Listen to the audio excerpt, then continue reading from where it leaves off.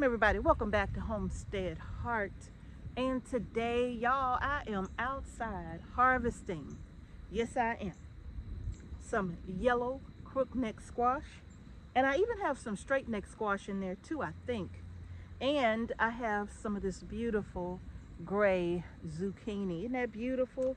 I have a couple of those in here. Y'all know this is one of my favorite zucchinis right here. Now you all, this is November, okay? So Mrs. H, what are you doing harvesting squash in November? I'll tell you. Mr. H and I decided that, you know what, we had such tremendous pest pressure on our squash last year that we didn't plant squash this year. We were not going to plant it at all because the squash bugs just seemed like there were so many. And there were actually, even though we didn't plant the squash and we didn't suffer any pest damage on our crops from the squash bugs or the vine borers, they were still present. They were literally crawling all over the backside of our house, right? So we didn't really feed them this year. So they were just kind of crawling everywhere, and we were killing them as we saw them, right? But September came and Mr. H said, you know what, let's plant something out here. We thought about cushaw, but we were like, nah, that's 110 days and it's going to be going into winter. I just don't know if we're going to have time to do it.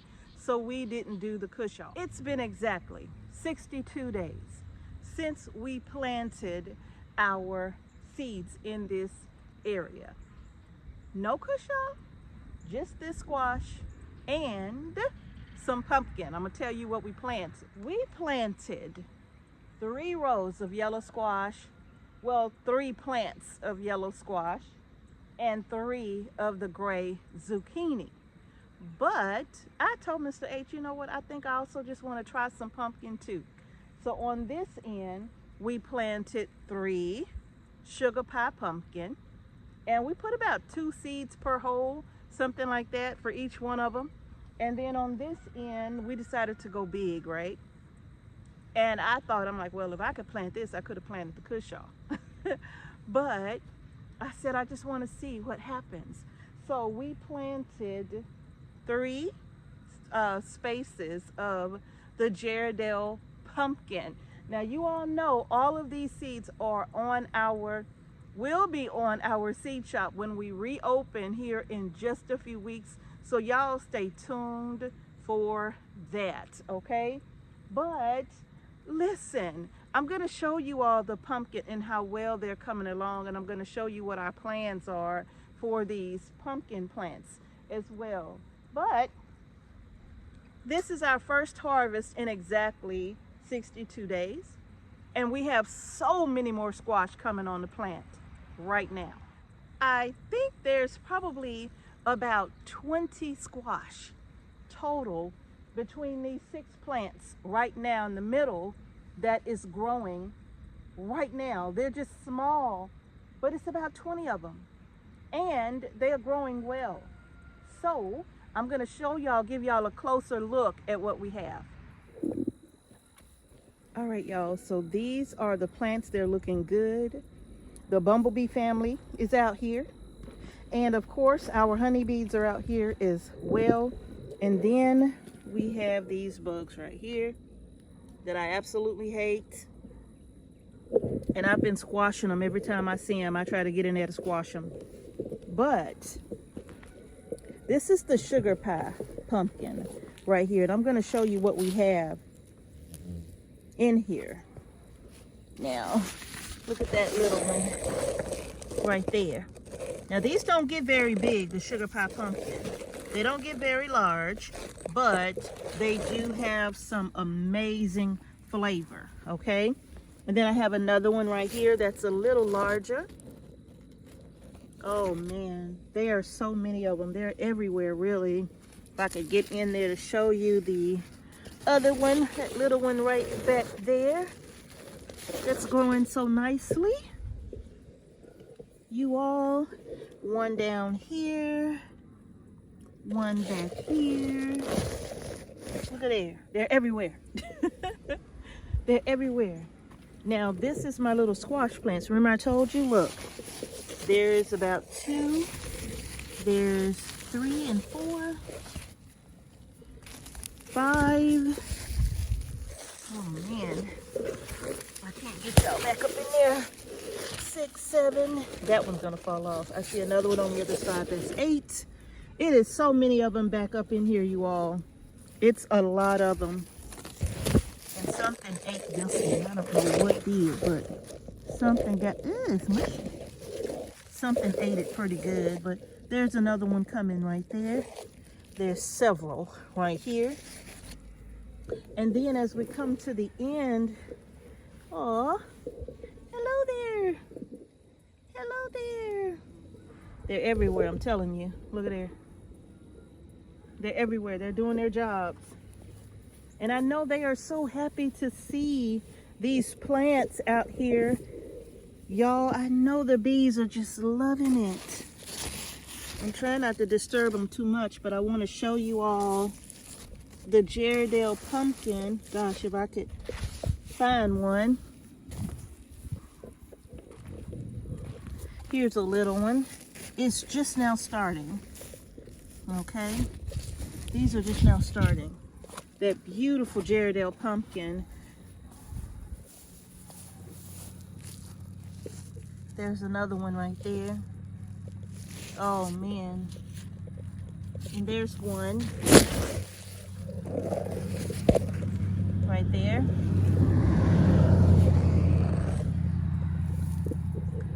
They are coming along, but as you can tell, they're not nearly as big as the sugar pie. It takes them a little bit longer to grow. This is more gray zucchini coming here. Oh, look, I missed this one. I guess I better get that one out. It'll be huge in the morning if I do not. And then on this side right here, I don't want to step in. There's more squash, but there's another little sugar pie pumpkin underneath. Isn't that awesome? But there are bees everywhere, you all. Everywhere. Awesome. All right, y'all. So I can imagine that in just about 2 or 3 days, those little squash that we saw coming up, those are all going to be ready. And I'm going to tell you something.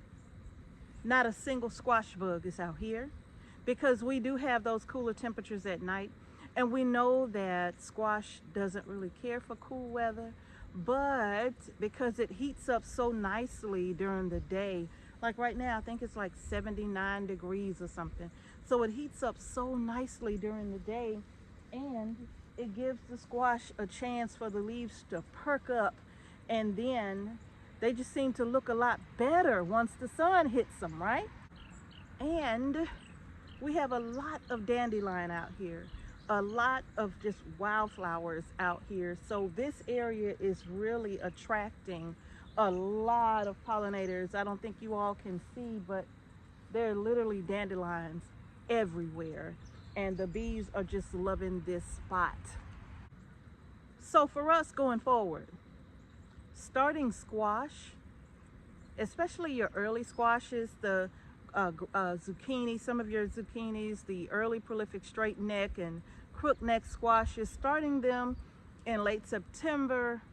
Even if I just did, I don't know, maybe 2 or 3 rows of the squash, and I only got 1 to maybe 1.5 good strong harvest before a cold snap, as long as I don't have to deal with the squash bugs, I think it's well worth it. But what we will do is keep you posted as to how well the sugar pie pumpkin and the Gerardale pumpkin will do as we get into even cooler temperatures. So this was a September planting, right? This is mid-November. So we did a mid-September planting of pumpkin and zucchini, right? And of course, just plain yellow squash. So just to be able to say that I harvested some in November is absolutely awesome. Here in zone 8, we've had some pretty warm weather, you know, for this time of the year. But actually for the last few years, this is what our temperatures have been looking like. So doing a late planting of this squash, this may be the way that we go from now on, if it means that we don't have to deal with the vine borers or those stinking squash bugs, right? So yeah, I will keep you all posted when we get ready to harvest some sugar pie pumpkin. Then I will bring you all along. Now, one thing I'm going to do for all of the pumpkin is that once each one of those vines have at least 1 to 2 pumpkins on them, we're going to go ahead and cut the ends of those vines, and that will allow that plant to force its energy into the pumpkins that's already on it and not worry about producing more. So for example, you all, on this vine, this is a single vine right here, and actually this vine is starting to take root on the ground. These vines will take root wherever they land, okay? But what I'll do, if you notice, I have one itty bitty Ghirardelli pumpkin right here. I don't think you could see it, but it's one here. And then down here on the same vine, I have another one with the flower still attached, as you can see here, okay? So what I'll do, what I will come back and do, once this one gets a little bit bigger, okay? I want to make sure that it's going to be past that stage where I'm concerned about the itty bitty baby, where I'm concerned about the itty bitty baby pumpkins turning yellow and falling off the vine, kind of like this one here. I'm going to go ahead and pop it off so you can see it. But they start to turn yellow and then they just kind of, oh, there we are. They start to turn yellow and then they just fall off, okay? So what I'm going to do is wait. I'm going to give it some time. I'm going to give this little bitty pumpkin some time to get a little bit larger, kind of like the one you see back there, maybe a little larger. And by then this vine will probably have grown another 2 feet or so. And what I'll do, even if it has an additional pumpkin on it, I don't care. What I'm going to do is come to the end about a foot or so away from this pumpkin here. And then I'm simply going to take my shears and just cut off that end. And that way this vine, this plant, will force the energy into the 2 pumpkins that's on this vine alone, okay? Now, why am I doing that? Because I know we're getting close to temps where at some point they will take out this plant. And I want to give them a fighting chance. So I have 2 on this vine, and I have 2 on another, and we're just going to continue with that. All right, y'all, so that's going to do it for this video. I hope I explained well what I am going to do with those vines. I am going to be cutting them off. The sugar pie, because it's so many vines in there with pumpkins on them, I'm going to cut those back to maybe 1 pumpkin per vine, and that still will probably give me, if they all do well, about 12 pumpkins, okay? And I'm okay with that. I'm okay with that because I wasn't planning on doing any at all. And then I would be happy if I just got 2 or 3 of the Ghirardelli pumpkins. They are so big. So I would be very happy if I just got 2 or 3 of those. But other than that, in a few days, I will be coming back harvesting more squash. And I am going to probably continue planting squash going forward sometime in September. That way I don't have to worry about the squash bug pressure on my squash or on my plants. They are doing fine. 2 months in, no damage at all, right? So this was a mid-September planting. This is mid-November, and they're going strong. So yeah, I think we're going to be fall planting squash going forward. No more spring squash. No more planting squash in the spring and summer months for us. Too big of a problem. Okay, y'all? So that's going to do it. If you like the video, give it a thumbs up. Don't forget to subscribe to our channel and hit the notification bell so you don't miss any videos we upload to our channel. Thank y'all again for watching Homestead Heart. Peace and blessings to each and every one of you, and I will see y'all in the next video. And remember, y'all, grow your groceries. They look good too, don't they? Mm-hmm.